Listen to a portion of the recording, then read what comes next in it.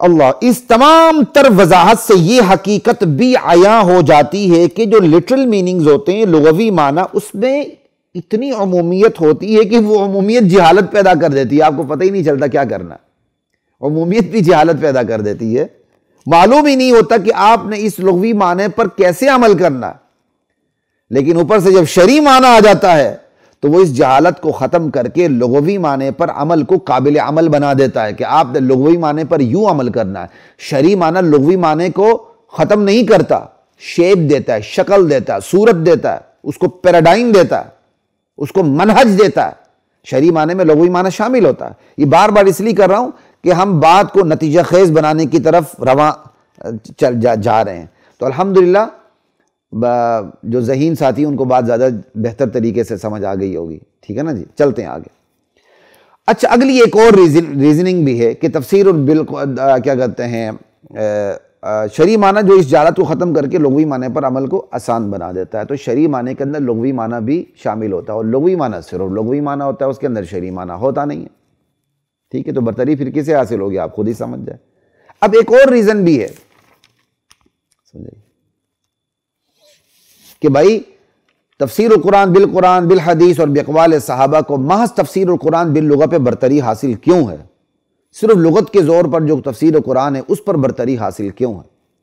اس کی ایک وجہ یہ بھی ہے، جو لغوی معنی ہوتے ہیں، جو لٹرل میننگز ہوتے ہیں، وہ تغیر پذیر ہوتے ہیں، ان میں تبدیلی آتی رہتی ہے۔ ہر زبان میں ایسا ہی ہوتا ہے۔ ماہر زبان تو کہتے ہیں کہ 10 12 15 16 کلومیٹر کے اوپر آگے پیچھے الفاظ میں تبدیلیاں آتی ہیں، لہجوں میں تبدیلیاں آتی ہیں، میننگز میں بھی تبدیلیاں آ جاتی ہیں جناب۔ آپ اگر آپ دیکھیں تو آج کے مصر والے جدہ کو گدہ پڑھتے ہیں، تہجد کو تہجد کہتے ہیں، انہوں نے اپنی عربی بنائی ہوئی ہے۔ پھر جیم کو گاف لے آتے ہیں، وہ باقاعدہ کہتے ہیں ہماری زبان ہے، تم کون ہوتے ہو؟ بھائی تمہاری زبان نہیں، اسلام کی زبان ہے، تم کون ہوتے ہو اسلام کی زبان کو بگاڑنے والے؟ لغوی معنی بہرحال تغیر پذیر ہوتا ہے، اس میں تبدیلی آتی رہتی ہے۔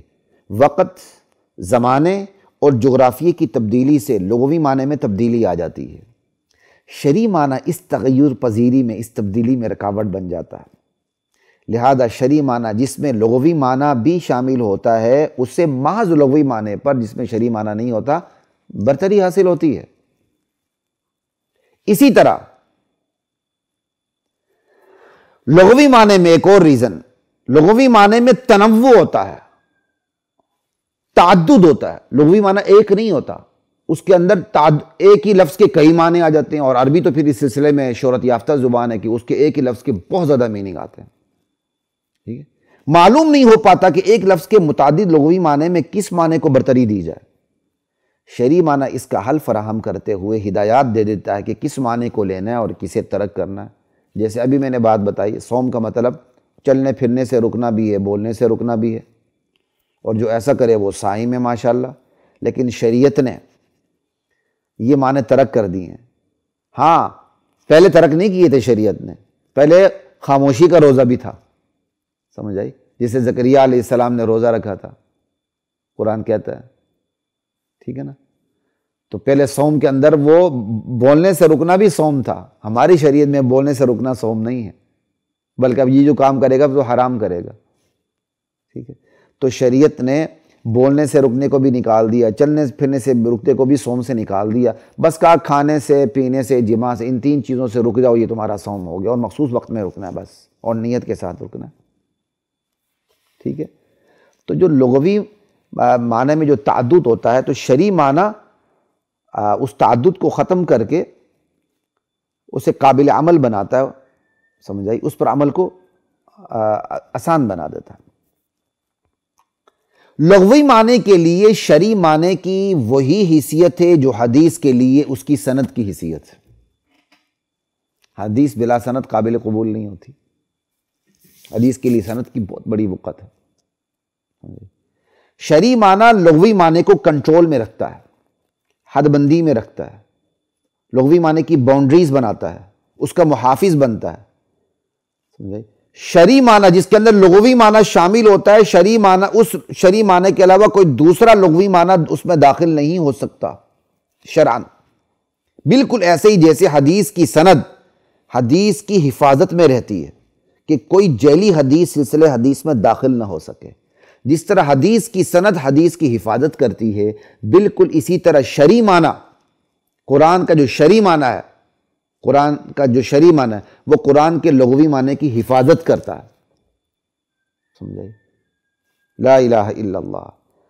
مشہور محدث امام ابو حنیفہ رحمہ اللہ کے براہ راست شاگرد عبداللہ بن مبارک رحمہ اللہ کا فرمان ہے، ان الاسناد من الدین، لوگو حدیث کی سند دین کا حصہ ہے۔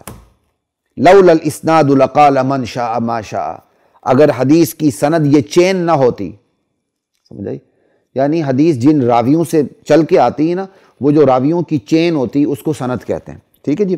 لولا الاسناد لقال من شاء ما شاء، حدیث کی اگر سند نہ ہوتی تو بندہ جو چاہتا منہ سے نکال دیتا اور اس کو حدیث کہہ دیتا۔ تو سندوں نے حدیث کی حفاظت کی ہے۔ اس لیے جس طرح حدیث دین کا حصہ ہے، سند بھی دین کا حصہ ہے۔ بالکل اسی طرح قرآن کے لغوی معنی کی حفاظت، لٹل میننگ کی حفاظت، اس کی حد بندی اور اس کی عملی صورت کا فیصلہ شرعی معنی کرتا ہے، جس میں لغوی معنی بھی ہوتا ہے۔ اگر شرعی معنی نہ ہوتا تو لغوی معنی کے نام پر جو چاہتا تفسیر قرآن کے عنوان سے کہہ ڈالتا، پھر تو نعوذ باللہ ایک تماشا بن جاتا، وہ قرآن نہ رہتا، نعوذ باللہ۔ اتنی سخت باؤنڈری کے باوجود بھی لوگوں نے قرآن کو تماشا بنانے کی کوشش کی ہے، کیا نہیں کی؟ سر سید احمد خان نے معجزات انبیاء کا انکار نہیں کیا، تفسیر کے ساتھ کھلواڑ نہیں کیا سر سید احمد خان نے۔ اب یہ موقع نہیں اس پہ بات کرنے کا، انشاءاللہ اللہ تعالیٰ نے موقع دیے تو بات کریں گے۔ خلاصہ کلام یہ ہے، شرعی معنی کو جس میں لغوی معنی بھی شامل ہوتا ہے، محض لغوی معنی پر برتری حاصل ہے، اس لیے کہ شرعی معنی میں موجود لغوی معنی کو بالترتیب اللہ کی یا رسول اللہ کی یا صحابہ کی تائید حاصل ہوتی ہے۔ شرعی معنی کو اللہ کی تائید حاصل ہو جائے، قرآن کے شرعی معنی کو، تو تفسیر القرآن بالقرآن ہوئی۔ شرعی معنی کو اللہ کے رسول کی تائید حاصل ہو جائے، وہ تفسیر القرآن بالحدیث ہوئی۔ شرعی معنی کو اقوال صحابہ کی تائید حاصل ہو جائے، صحابہ کی، تو تفسیر القرآن باقوال صحابہ ہوئی۔ اسی تائید کو تفسیر القرآن بالقرآن، تفسیر القرآن بالحدیث، تفسیر القرآن باقوال صحابہ کہتے ہیں۔ بألفاظ دیگر، ایک لغوی معنی کو دوسرے لغوی معنی پر برتری اس لیے حاصل ہے کہ برتر لغوی معنی کو شریعت کی تائید حاصل ہوتی ہے، اور ظاہر سی بات ہے کہ وہ لغوی معنی جسے تائید حاصل ہے قرآن کی یا حدیث کی یا صحابہ کی، تو اسے اس لغوی معنی پر برتری حاصل ہوگی جو ان تائیدات سے خالی ہے۔ یہی وجہ ہے کہ تفسیر باللغہ، تفسیر القرآن باللغہ، تفسیر قرآن باللغہ پر تفسیر القرآن بالقرآن، تفسیر القرآن بالحدیث اور تفسیر القرآن باقوال صحابہ کو برتری حاصل ہے کہ اس صورت میں تفسیر القرآن بالقرآن، تفسیر القرآن بالحدیث اور تفسیر القرآن باقوال صحابہ میں موجود لغوی معنی کو قرآن، حدیث یا صحابہ کی تائید حاصل ہو جاتی ہے، جو محض لغوی تفسیر کو حاصل نہیں ہے۔ اب چونکہ تفسیر القرآن باللغہ پر تفسیر القرآن بالحدیث کو، تفسیر القرآن باقوال صحابہ کو برتری اور تفسیر القرآن بالقرآن کو برتری حاصل ہے، لہذا تفسیر القرآن باللغہ ان کے خلاف نہیں جا سکتی، تفسیر القرآن بالقرآن کے خلاف نہیں جا سکتی، تفسیر القرآن بالحدیث اور باقوال صحابہ کے خلاف نہیں جا سکتی، ان سے متصادم نہیں ہو سکتی۔ اگر ان کے خلاف جائے گی تو بے وقت ہو جائے گی، راندے درگاہ ہو جائے گی۔ بس تفسیر القرآن بالقرآن، تفسیر القرآن بالحدیث اور تفسیر القرآن باقوال صحابہ ہی وہ محافظ ہے جو تفسیر القرآن باللغہ کو بے لگام نہیں ہونے دیتی، اسے اپنی حد میں رکھتی ہے۔ ہر چیز حد میں اچھی لگتی ہے، تم بے حد اچھے لگتے ہو، ٹھیک ہے؟ لا الہ الا اللہ۔ اچھا جی، تو تفسیر القرآن بالقرآن بالحدیث اور باقوال صحابہ یہ تفسیر القرآن باللغہ کو بے لگام نہیں ہونے دیتی، اپنی حد میں رکھتی ہے، جس کی وجہ سے تفسیر قرآن کا چشمہ صافی رہتا ہے، آلودہ ہونے سے محفوظ رہتا ہے۔ یہی وہ معجزاتی منہج ہے، پیراڈائم ہے، طریقہ کار ہے، جس کی بنیاد پر نہ صرف تفسیر القرآن محفوظ ہے، بلکہ تفسیر القرآن میں فہم قرآن میں، فہم اسلام میں 14 صدیوں کا تسلسل بھی شامل ہے، اور یہ تسلسل قیامت تک چلتا چلا جائے گا، تسلسل بھی شامل ہے۔ یعنی فہم قرآن میں، فہم اسلام میں، تفسیر قرآن میں 14 صدیوں کا تسلسل شامل ہے۔ جو تفسیر اس تسلسل سے باہر ہوگی وہ مردود ہوگی، وہ شیطان کی تفسیر ٹھہرے گی، وہ قابل قبول نہیں ہوگی۔ سمجھ آئی؟ اسلام کوئی ایسا دین نہیں ہے کہ بندہ جو منہ سے نکال دے وہ دین بن جائے۔ قرآن کی تفسیر ہوگی تو قرآن کی تفسیر اللہ تعالیٰ نے وہ طریقہ قائم کر دیا محمد رسول اللہ کے ذریعے کہ تفسیر القرآن بالقرآن بالحدیث باقوال صحابہ، تسلسل آ گیا۔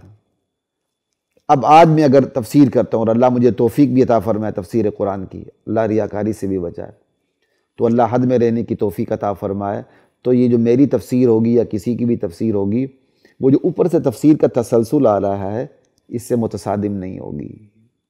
تو اسلام کے فہم میں تسلسل ہے۔